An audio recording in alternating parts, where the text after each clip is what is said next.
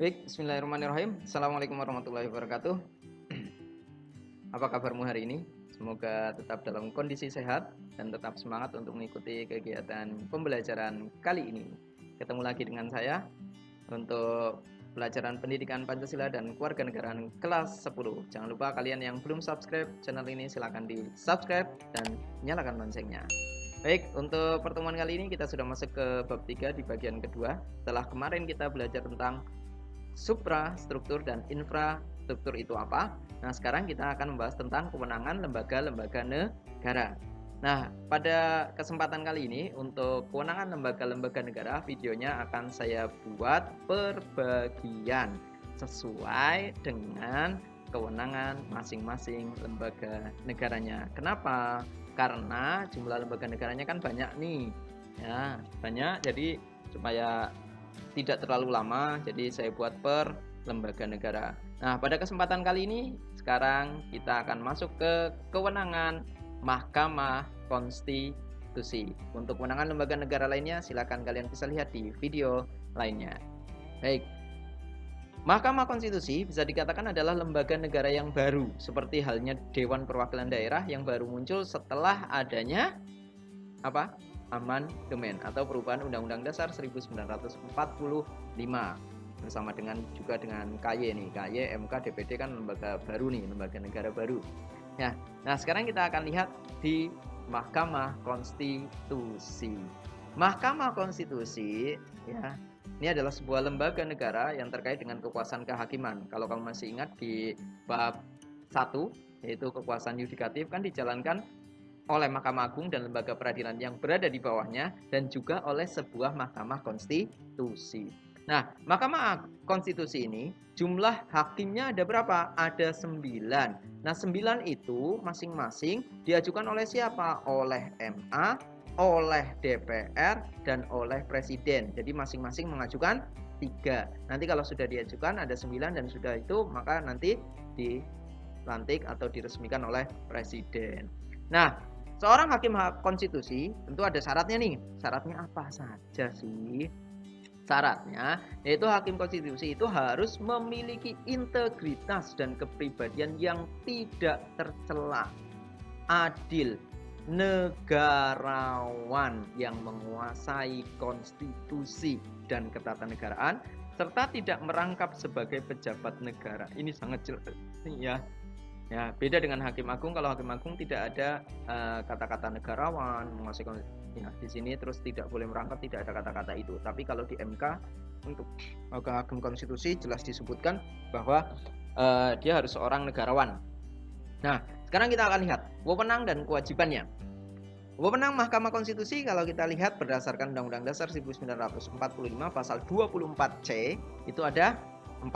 Ya, apa saja itu? Yang pertama yaitu berwenang mengadili pada tingkat pertama dan terakhir yang putusannya bersifat final. Nah, ini untuk semua empat kewenangan ini dia adalah pertama dan terakhir. Kalau lembaga peradilan yang di MA kan tidak ada peradilan tingkat pertama, tingkat banding, nanti tingkat kasasi. Itu kan ada 3 tuh, ada tahapan-tahapannya. Jadi kalau misalkan dia tidak puas dengan hasilnya, maka bisa mengajukan banding, mengajukan kasasi. Tapi kalau di MK ya tidak, kalau sudah 1 kali ya sudah, karena pertama dan terakhir ya, tidak ada lagi ya. Apa saja itu? Untuk apa? Yang pertama yaitu untuk menguji undang-undang terhadap undang-undang dasar. Kalau kamu masih ingat dalam tata urutan peraturan perundang-undangan kan yang paling atas tuh ada undang-undang dasar tuh. Nah, di bawahnya ada TAP MPR, di bawahnya lagi ada undang-undang atau Perpu. Nah, MK itu punya kewenangan untuk menguji undang-undang terhadap undang-undang dasar. Ketika undang-undang itu dianggap bertentangan dengan undang-undang dasar, maka yang berhak menguji adalah Mahkamah Konstitusi. Yang berhak mengujinya adalah Mahkamah Konstitusi. Nah, kalau di bawah undang-undang bagaimana? Kalau di bawah undang-undang maka yang berhak mengujinya adalah MA. Nah, berikutnya apa? Memutus sengketa kewenangan lembaga negara yang kewenangannya diberikan oleh undang-undang dasar. Nih, di sini kan ada lembaga negara banyak nih. Seandainya di sini mereka bersengketa, ya, kewenangan lembaga bukan orangnya, tapi lembaganya bersengketa, maka yang berhak untuk mengujinya adalah untuk menyelesaikannya adalah Mahkamah Konstitusi. Terus berikutnya apa? Yaitu memutus pembubaran partai politik. Jadi kalau ada partai politik yang misalkan dianggap bertentangan ya dengan Pancasila dan lain sebagainya, dengan undang-undang dasar yang ada, dengan undang-undang yang ada, maka yang berhak untuk membubarkannya, memutus pembubarannya adalah partai politik. Yang berikutnya apa? Yaitu memutus perselisihan tentang hasil pemilihan umum.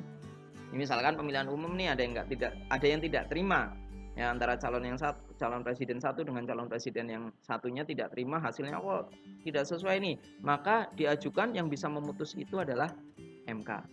Nah, keempat kewenangan ini hanya ya kalau sudah diputuskan sudah tidak ada upaya lagi ya, karena ini tadi di kalimat awal, yaitu mengadili pada tingkat pertama dan terakhir yang putusannya bersifat final. Lalu berikutnya, kewajibannya apa? Yaitu memberikan putusan atas pendapat DPR mengenai dugaan pelanggaran dugaan pelanggaran oleh presiden dan atau wakil presiden menurut Undang-Undang Dasar, seperti pengkhianatan negara, korupsi, dan tindak pidana berat lainnya. Itu nanti yang memeriksa adalah siapa? MK. Tetapi harus dari usulan tadi, memberikan putusan atas pendapat DPR. Jadi yang berpendapat DPR minta kepada MK untuk melakukan pemeriksaan. Nah, kalau terbukti bersalah, ya diserahkan lagi kepada DPR. Hasilnya ini hasil persidangannya, nanti diserahkan kepada DPR. Jadi yang memberhentikan presiden bukan MK. MK hanya memeriksa secara hukum. Baik, itu untuk kewajiban MK. Nah, jadi ingat, wewenangnya tadi ada 4, kewajibannya ada 1, jumlah hakimnya ada berapa? Ada 9. Baik, itu saja untuk pembelajaran kali ini terkait dengan kewenangan Mahkamah Konstitusi. Jangan lupa dicatat, jangan lupa dipelajari. Baik, semoga hari ini ada manfaatnya. Ya, jangan lupa kalian yang belum subscribe, silakan di-subscribe. Jangan lupa saksikan video kewenangan lembaga negara yang lainnya dan juga video-video yang lainnya di channel ini. Terima kasih, banyak salahnya saya mohon maaf. Assalamualaikum warahmatullahi wabarakatuh.